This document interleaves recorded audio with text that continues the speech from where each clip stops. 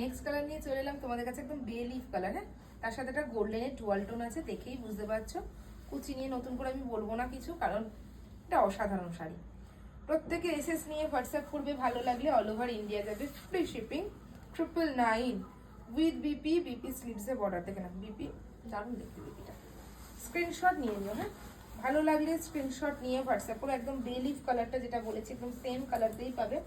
কাজটা দেখাবে, জারি কিন্তু গোল্ডেন আছে, কপার আছে, সিলভার, তিনটে কালারই পাবে। এটা হচ্ছে সিলভারের সাথে কপার, ঠিক আছে।